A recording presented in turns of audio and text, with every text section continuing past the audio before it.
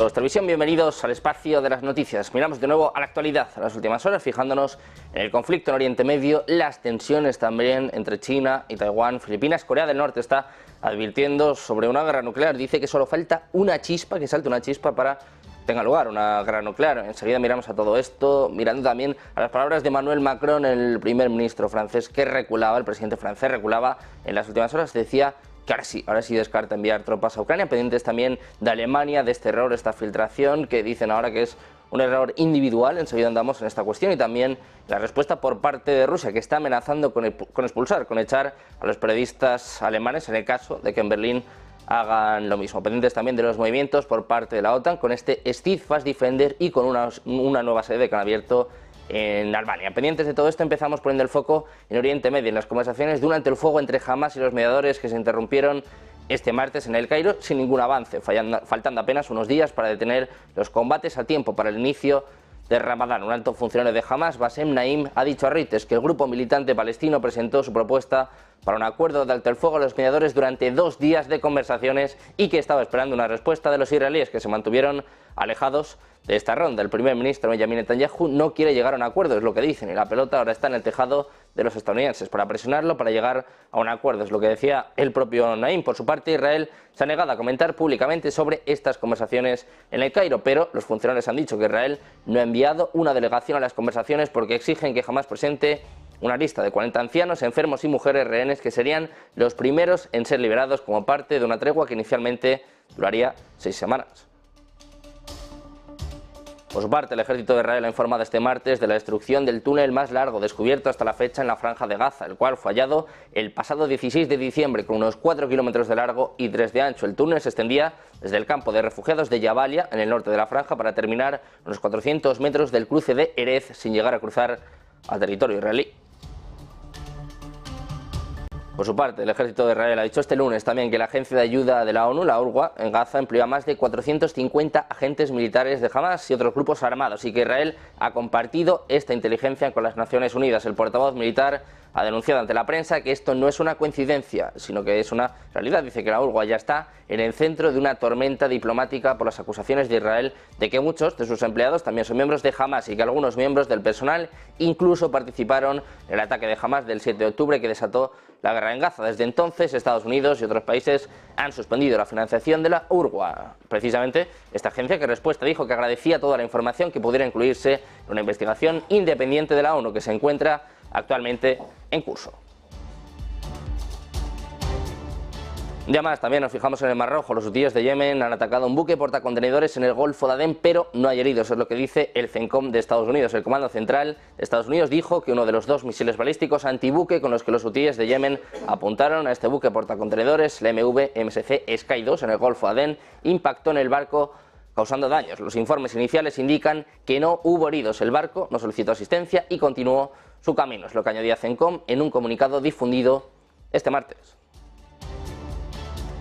Miramos también a Taiwán. En el evento de las 2 sesiones de inicio de su año político, China ha presentado un aumento de gasto militar y ha endurecido el tono sobre una reunificación pacífica con Taiwán. En concreto, Pekín elevará el presupuesto militar en un 7,2%, partida que se ha más que duplicado durante la década de mandato de Xi Jinping, mientras Beijing endurece su postura sobre Taiwán. China también ha endurecido el tono oficial contra Taiwán, publicando las cifras presupuestarias, eliminando la mención de reunificación pacífica en un informe sobre la labor del gobierno presentado por el primer ministro Li Qiang en la apertura de la Asamblea Popular Nacional, el Parlamento de China. Desde que Xi Jinping se convirtió en presidente y comandante jefe hace más de una década, el presupuesto de defensa se ha disparado a 230.600 millones de dólares. El aumento porcentual del gasto militar ha superado sistemáticamente el objetivo anual de crecimiento económico interno durante su mandato.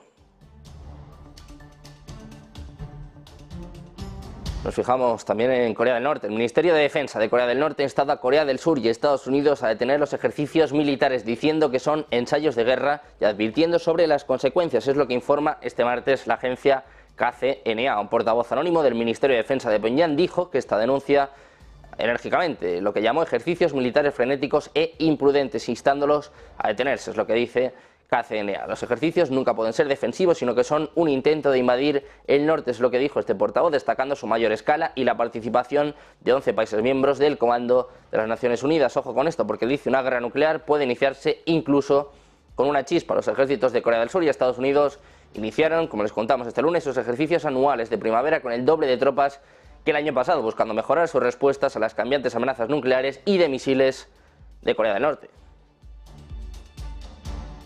Hoy además arranca el supermartes, primarias en 15 estados en los que se espera que el expresidente y candidato a volver al Salón Oval, Donald Trump, fortalezca aún más su control sobre la nominación presidencial del Partido Republicano, día crucial en las primarias conservadoras a las que llega tras haber ganado este lunes en Dakota del Norte, según una proyección de Edison Research. Pero hoy además es un día importante porque este supermartes vota Colorado, cita con las urnas que llega después de que el Supremo haya mantenido a Trump en la carrera de primarias en Colorado, señalando que ningún estado tiene la competencia de eliminar a un candidato. Dice que eso le puede corresponder a un estado, que eso podría generar un caos. Además apunta a que es el Congreso quien debe decidirlo. Trump habla de una decisión histórica.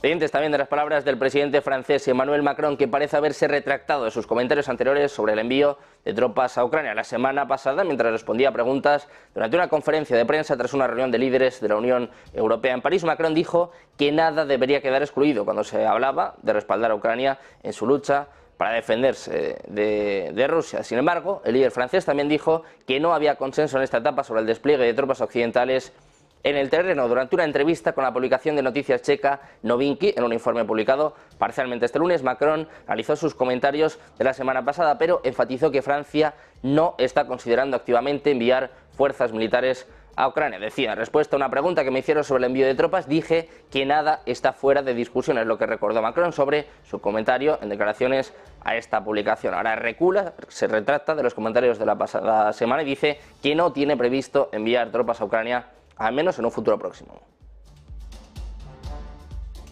Mientras tanto, la Unión Europea sigue avanzando en su plan de negociación para la adhesión de Ucrania. El portavoz comunitario Eric Mamer ha anunciado que la Comisión Europea presentará el marco de negociaciones ya en el mes de marzo, después de que la presidenta europea Ursula von der Leyen sugirió hace semanas que la cuestión se retrasaría a después de las elecciones europeas del 6 al 9 de junio, aunque luego lo situó hacia este tercer mes del año. El portavoz introducía, eso sí, la siguiente cuestión, la de cuándo el Consejo, que representa a los países del bloque, estará en condiciones de adoptarlo, ya que esa decisión, dice, debe ser adoptada por unanimidad. En junio de 2022, la Unión Europea concedió a Ucrania el estatus formal de país candidato a la adhesión, así como a la vecina Moldavia. El proceso de adhesión, sin embargo, supone varios años de complejas negociaciones entre los países aspirantes y las instituciones de la Unión Europea en Bruselas, un proceso que puede durar hasta una década.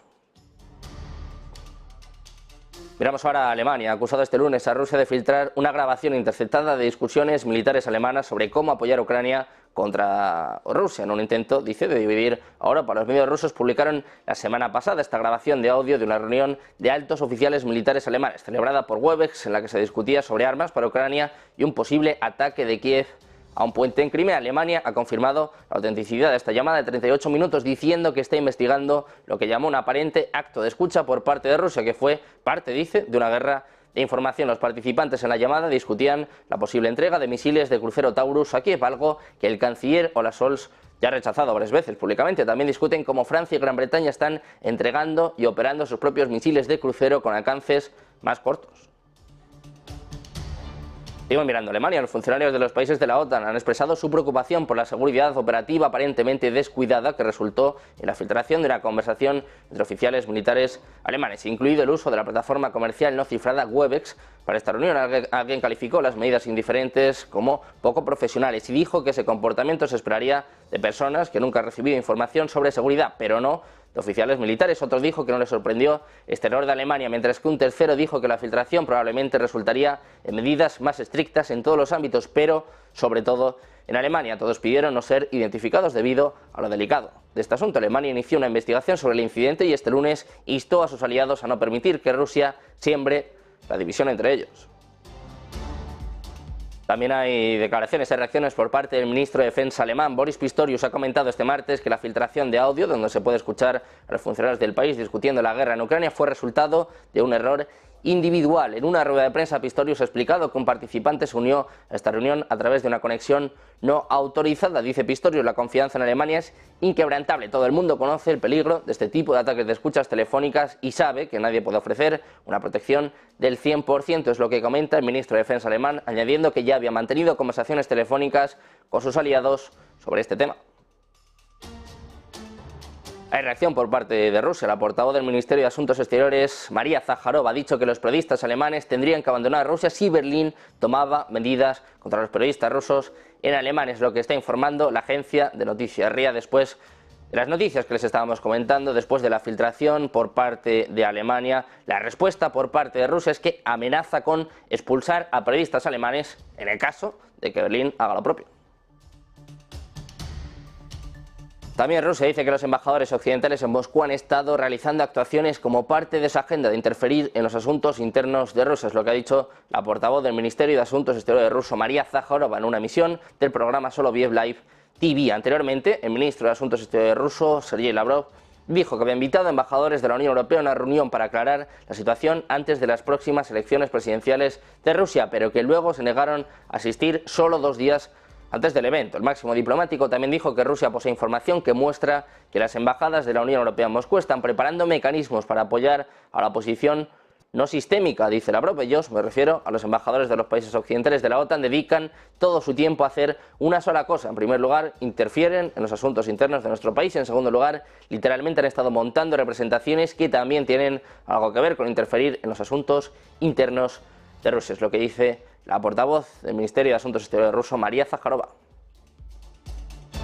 Mientras tanto, un ataque ucraniano ha impactado este martes una estación ferroviaria en la región rusa de Kursk, cerca de la frontera. Es lo que ha dicho el gobernador local, Roman Starovoyt, según AFP. La estación ferroviaria de Gluskovo fue blanco este martes de ataques de parte de Ucrania. Es lo que ha escrito el gobernador en Telegram, precisando que la acción no dejó heridos. El ataque, eso sí, provocó un incendio que fue rápidamente controlado y dañó líneas de alta tensión que dejaron sin electricidad la estación de Gluskovo y el pueblo cercano de Kulbaki, según señaló la misma fuente. Por otro lado, el Ministerio de Defensa ruso anunció este martes que había destruido 3 drones ucranianos en la región de Belgorod, también en la frontera con Ucrania.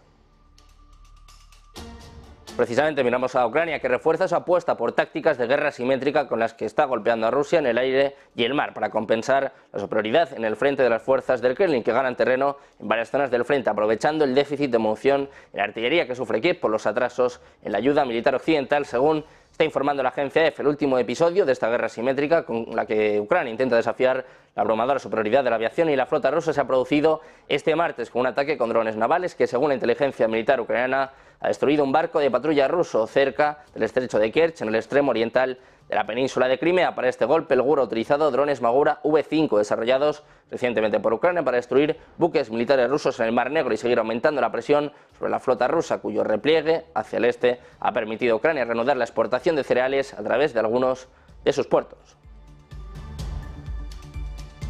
Pendientes de más noticias, de más actualidad en torno a este conflicto en Ucrania, hacemos una pausa, 2 minutos, y les contamos más en Negocios Televisión.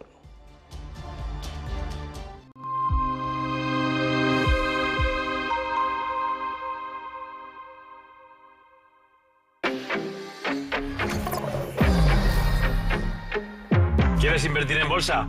Déjame enseñarte algo. Él es Guille, compra acciones de empresas de videojuegos. Y él es Javier, invierte en acciones del mundo del motor. Y ella es... ¿Pero cuál es la comisión? 0 comisión. Abre tu cuenta de cliente totalmente online, invierte en acciones y fondos cotizados sin comisiones hasta 100.000 euros al mes. ¿Y tú? ¿En qué vas a invertir?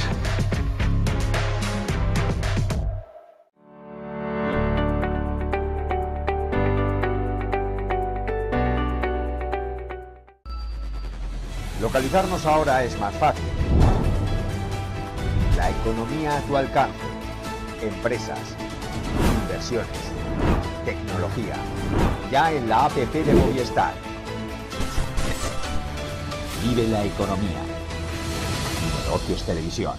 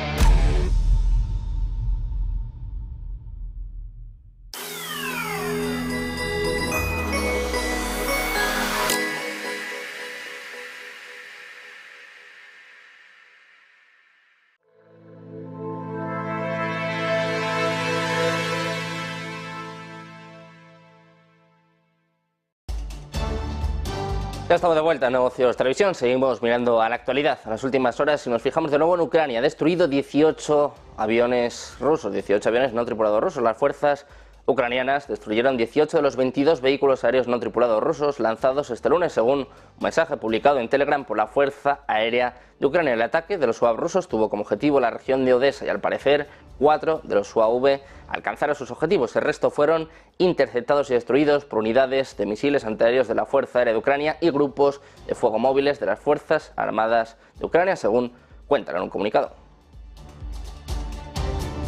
Miramos ahora a la OTAN. Albania, miembro de la organización y que no tiene aviones de combate propios, ha abierto una base aérea reconstruida de la era soviética para dar servicio a los aviones de la alianza en medio de una creciente amenaza de Rusia. Es lo que ha dicho el primer ministro Edi Rama. La OTAN ha gastado más de 50 millones de euros en la base aérea de Kukova para reforzar su presencia en la región. El espacio aéreo del país Adriático de Albania, que limita con Grecia al sur y con Montenegro al norte, está protegido por Italia y Grecia. Según el político, esta es una base que agregará otro elemento de seguridad para la región de los Balcanes occidentales, que todos, subrayaba, saben que es una región en peligro por la amenaza y las ambiciones de la Federación de Rusia. 2 aviones de combate que volaban desde la base aérea de Aviano de la OTAN en Italia aterrizaron en Kukova para marcar la reapertura de este aeródromo.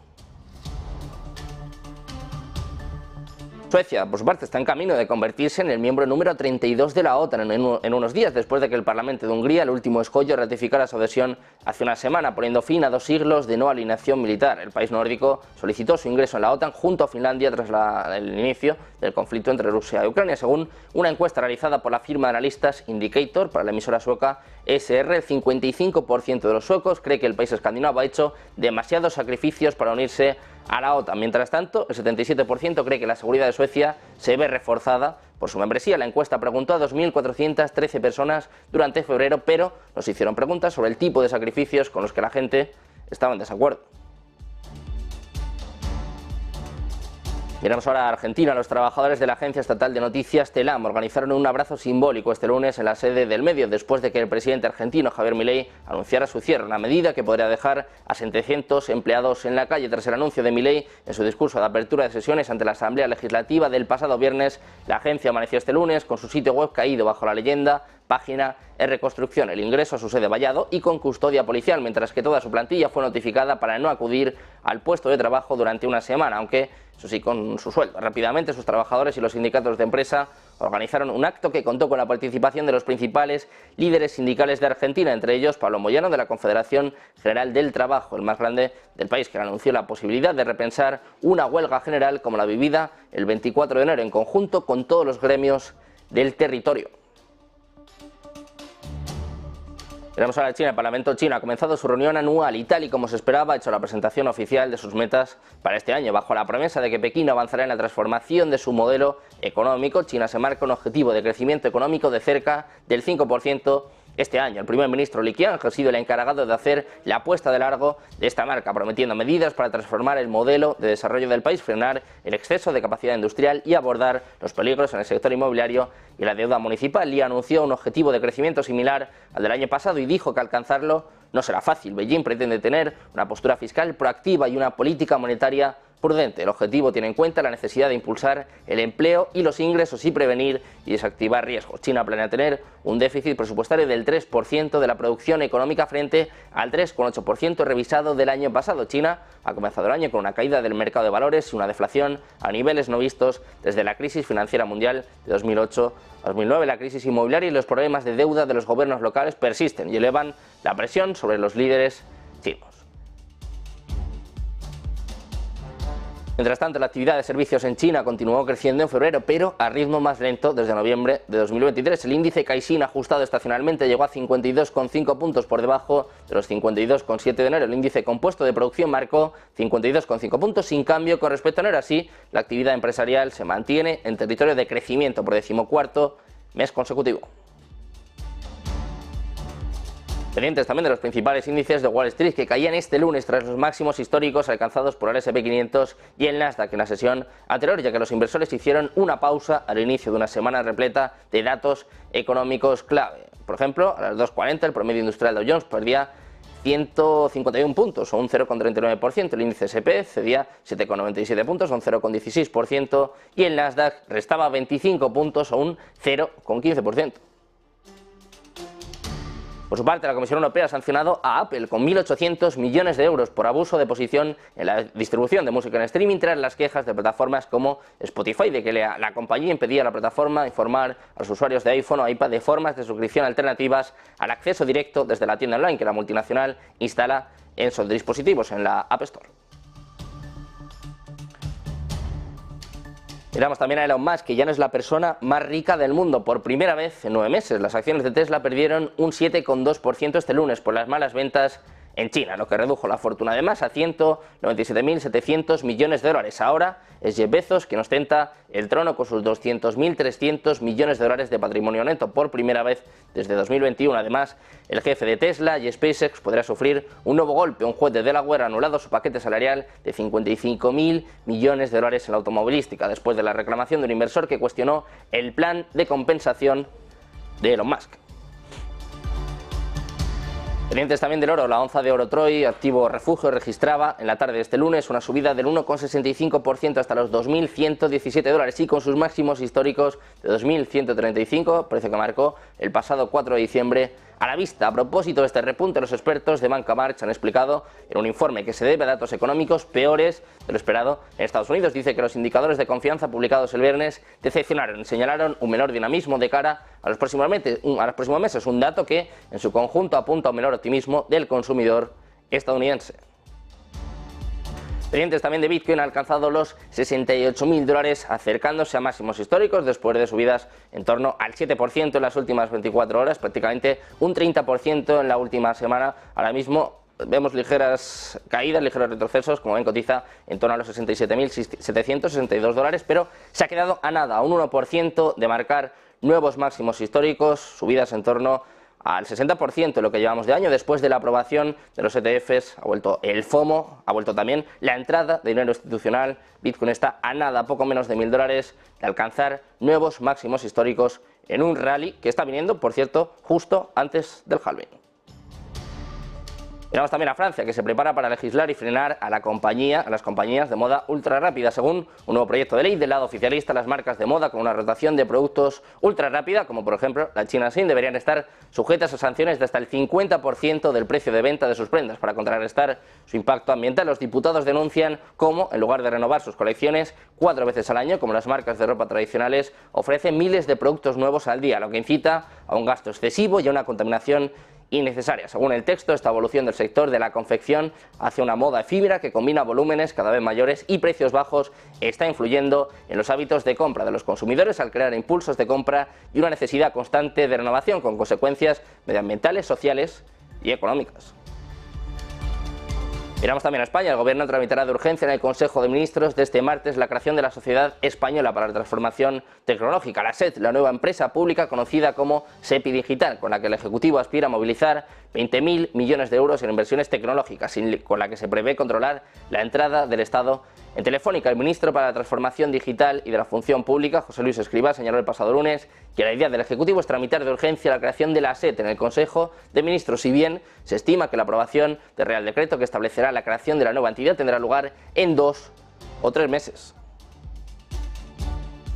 Pendientes de más noticias, de más actualidad, de traer todo el análisis, hacemos una pausa unos minutos y enseguida comienza Ponte en Acción de la mano de Bavianova.